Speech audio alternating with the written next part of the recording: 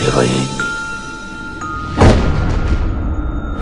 येडा या नावातच किशोर बेळेकरने खरं तर डिफाईन करून टाकलंय की हा सिनेमा येड्यासारखा असणार.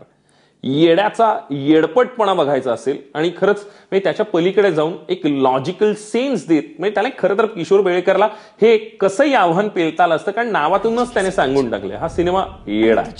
पण त्या येडाला असणारी एक विकृत किनार आहे, विकृत मनोवृत्ती आहे. त्या सगळ्या गोष्टी दाखवताना ते मांडताना कुठेही ते इलॉजिकल वाटू नये या गोष्टीचं आव्हान त्याने खूप लिलया पेललंय असं मला वाटतं. आंबाडा घालतो तुझा इथून.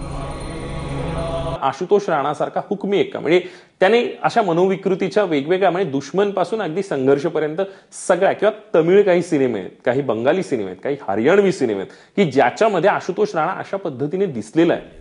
मग मराठीत जर तो अशा पद्धतीने प्रेझेंट करायचा आहे तर त्याचं आव्हान निश्चित मोठं आणि दिग्दर्शकीय हे आव्हान किशोर बेळेकरने लिहिल्या पेललंय असं वाटतं. कारण त्यामधला जाणवणारा अप्पा कुलकर्णी आणि त्याच्या समोर ज्यावेळेला सतीश पुळेकर सारखा एक रंगभूमीवरचा कसदार अभिनेता उभा राहतो त्यावेळेला ती टक्कर, ती अभिनयाची जुगलबंदी पाहण्यासाठी येडा बघावा असाच आहे. कारण त्या सगळ्याच्या पलीकडे जात तो मनोविकृत आहे, त्या सगळ्या गोष्टी तो कशा पद्धतीने करतो हे सगळं पाहणं हे रंजक असलं तरी त्यामध्ये एक भीतीची किनार आहे. ज्यावेळेला त्याचा बॅकग्राऊंड स्कोअर वर्क करायला लागतो त्यावेळेला आपल्या मनाचाही थरकाप घेणारी अशी कलाकृती मराठीत येते ह्याच खरं तर आश्चर्य वाटतं. हळूहळू त्या मनोविकृत माणसाबद्दल आपल्या मनातही तेढ निर्माण होते. तो वाटायला लागतो की म्हणजे हा खरंच असा अप्पा कुलकर्णी भेटला तर, आणि खरं तर तिकडे दिग्दर्शक स्कोर करून जातो.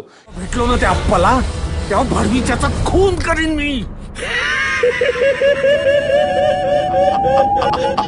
किशोर बेळेकर ज्या पद्धतीने ही गोष्ट मांडू पाहतो, सासूचा नावाचा यापूर्वीचा त्याचा सिनेमा आहे, त्याला खरंच म्हणजे अशा विषयांची खरं तर त्याला त्याच्याबद्दल एक कुतूहल, ओढ असं काहीतरी अनामिक असणार आणि त्या पद्धतीने किशोर मांडायचा प्रयत्न करतोय. टेक्निकली तो तितकाच साऊंड सिनेमा झालेला आहे आणि त्यावेळेला आपल्याला जाणवत राहतं की संतोष मुळीकचा बॅकग्राऊंड स्कोरही आहे किंवा रईसचा ज्या वेळेला कॅमेरा बोलू लागतो त्यावेळेला ती जाणीव होते आपल्याला की हा सिनेमा नुसताच करायचा आहे किंवा त्याचा एक वेडपटपणाचा दृष्टिकोन यामधून दाखवायचा आहे. या पलीकडे जाऊन तो इम्पॅक्ट क्रिएट करतो. सतीश पुळेकर, त्याची पत्नी रीमा लागू, त्यांची मुलगी प्रज्ञा शास्त्री आणि तिच्या आयुष्यात येणारा अनिकेत विश्वासराव, त्या वेडपट माणसाशी असलेलं त्यांचं नातं काय आहे ते पुन्हा नातं ज्या वेळेला तपासून बघायला लागतात त्यावेळेला हा सगळा गोंधळ सुरू होतो.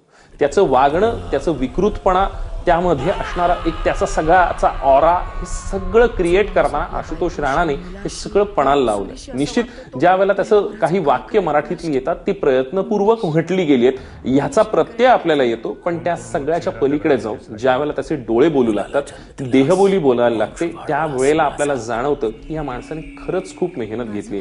म्हणजे मराठीत येणारा अशा पद्धतीचा हा म्हणजे थरारपट असेल किंवा मनोविश्लेषणात्मक अशा पद्धतीची भूमिका ज्या वेळेला तो करतो आणि त्यावेळेला आपल्याला जाणवत राहतं की हा खरंच सायकिक आहे. म्हणजे हे बघताना आपल्याला जाणवत राहतं त्यातला मॅडपणा. हे करण्यासाठी एक वेगळं वेड लागतं, ते झपाटले पण लागतं. ते किशोरमध्ये आहे आणि ते निश्चित आशुतोष राणामध्ये, त्यामध्ये सतीश पुळेकरांचा एक खऱ्या अर्थानं रिबर्थ असेल असं वाटेल. कारण ह्या पलीकडे जाऊन म्हणजे स्वतःला प्रूव्ह करू पाहणारा याही वयात तितक्याच तडफेने, तितक्याच आत्मीयतेने प्रत्येक सीन, प्रत्येक शॉट मध्ये जाणवणारा सतीश पुळेकर हा निश्चित वेगळा वाटत राहतो. आशुतोष राणाला कडवी टक्कर देऊ पाहणारा, स्वतःचं काम चोखपणे करणारा आणि आशुतोष राणासमोर उभं राहताना कुठेही म्हणजे त्या सगळ्या गोष्टीचा ऑरा की रंगभूमी मी केलेली आहे आणि त्या सगळ्या गोष्टींचा परिपाक त्यामध्ये आहे, या पलीकडे जाऊन ते काळजाला भिडणारी व्यक्तिरेखा जी नार्वेकर, तो पोस्टमास्टर असणारा म्हणजे त्याचा हेड पोस्टमास्टर आपल्याला जाणवत राहतो. तो येऊन आपल्याला काळजाला भेटतो आणि खरंच वेगळ्या पद्धतीचा, वेगळ्या जाणीवांचा आणि खरंच म्हणजे तो थरार वाटेल अशा पद्धतीचा हा येडपट सिनेमा आहे. तेव्हा येईन मी.